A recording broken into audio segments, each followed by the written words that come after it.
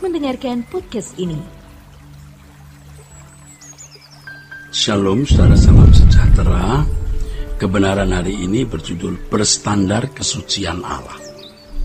Saudara, sebagai pengikut Kristus, kita harus sangat berhati-hati terhadap setiap pikiran yang ada di dalam diri kita. Kalau suatu pemikiran bukan seperti yang dipikirkan Allah atau tidak sama yang dipikirkan oleh Allah, berarti pemikiran tersebut berkualifikasi jahat. Berarti dari si jahat.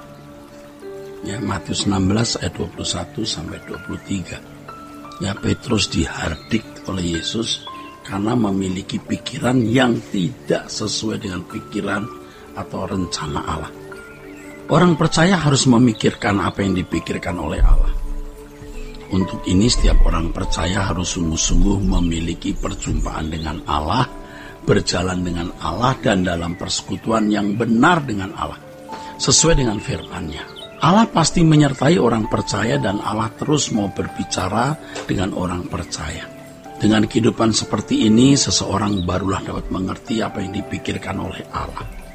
Jika tidak, seseorang tidak akan dapat membedakan antara suara Allah dan bukan suara Allah.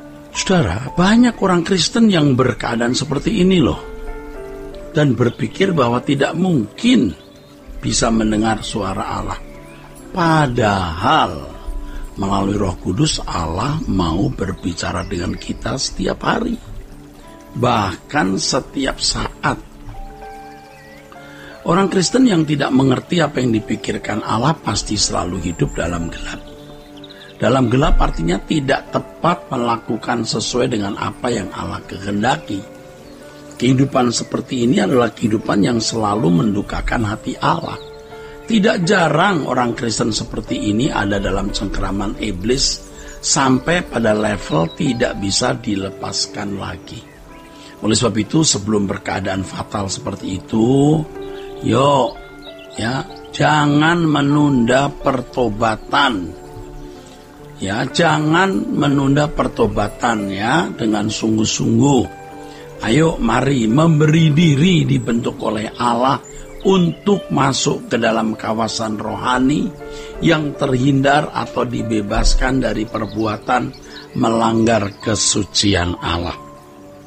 Hanya orang-orang yang kudus atau mengambil bagian dalam kekudusan Allah yang dapat berjalan bersama dengan Allah atau hidup dalam persekutuan yang ideal dengan Dia.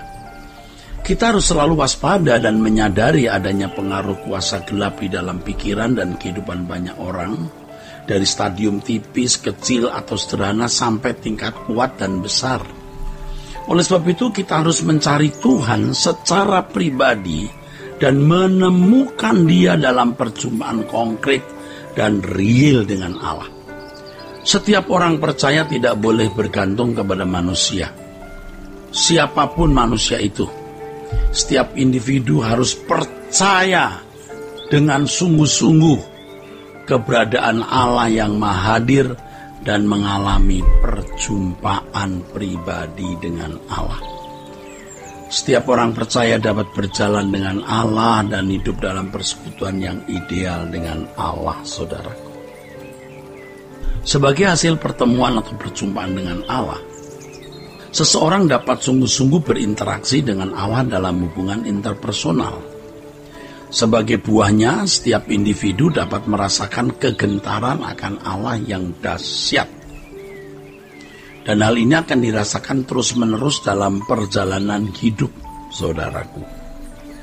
Orang percaya seperti ini, yang benar-benar, saudaraku, mengalami perjumpaan dengan Tuhan dan memburu Tuhan sehingga mengalami perjumpaan itu, mereka bisa merasakan perasaan Allah dalam perasaannya.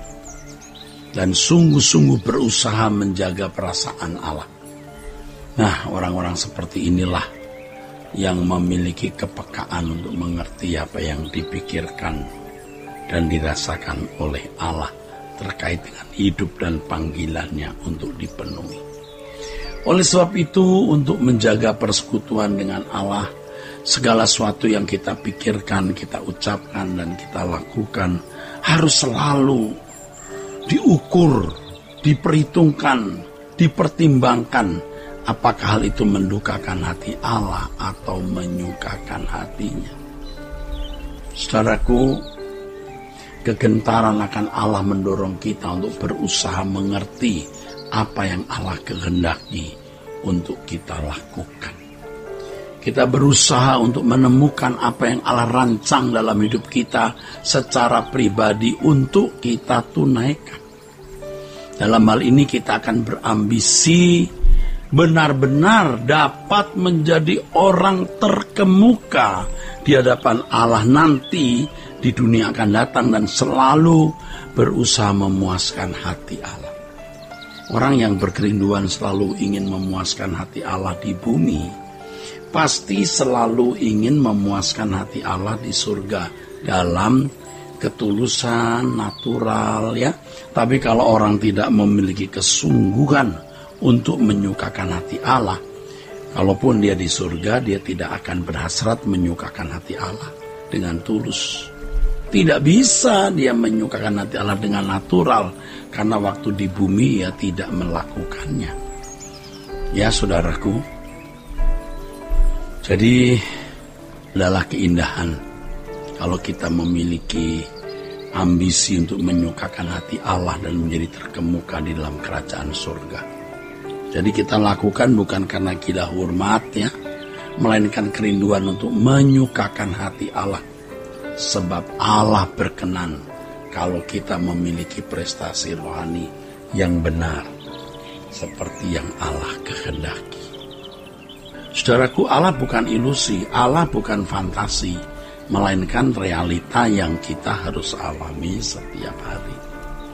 Di sini kita baru bisa mengerti apa artinya hidup dalam kawasan rohani. Dengan hidup dalam kawasan rohani tersebut, kita bisa mencium keharuman kesucian Allah.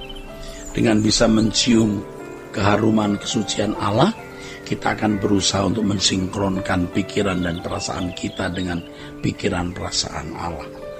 Di sini kita dapat membangun kesucian yang sesungguhnya, yaitu kesucian dalam standar Allah, kekudusan dalam standar Allah, sehingga segala sesuatu yang kita pikirkan, kita renungkan, kita ucapkan selalu sesuai dengan pikiran dan perasaan Allah. Secara mutlak dan absolut, ya, Allah mengendaki anak-anaknya, kita semua memiliki kesucian yang berstandar seperti dirinya. Dengan demikian, saudaraku, ya, barulah dapat disebut mengalami kelahiran baru, ya. Kalau ada perubahan di mana orang sampai di kawasan rohani tidak bisa atau sukar berbuat dosa, itu baru pengalaman sebagai orang yang lahir baru, kehidupan benar-benar sebagai anak-anak Allah. Menjadi anak-anak Allah bukan hanya sebuah sebutan yang dibangun dari konsep berteologi, dari sistematika dogmatika, melainkan dari pengalaman konkret ketika seseorang mengalami perubahan, dan perubahan itu adalah perubahan kodrat. Perubahan kodrat adalah sebuah perubahan yang permanen, ya. Perubahan kodrat itu adalah sebuah perubahan yang permanen yang membuat seseorang tidak akan dapat jatuh dalam dosa lagi dan tidak akan menoleh ke belakang, yaitu mencintai dunia. Ya, dari hal ini barulah benar yang disebut sekali selamat tetap selamat. Nah, itu baru boleh, bukan berdasarkan keyakinan atau tulisan buku teologi, tapi pengalaman dengan Allah. Jangan sampai belum selamat tapi mengaku dan merasa sudah selamat, lalu berkata sekali selamat tetap selamat. Nah, itu bodoh namanya, ya. Sola Gracia.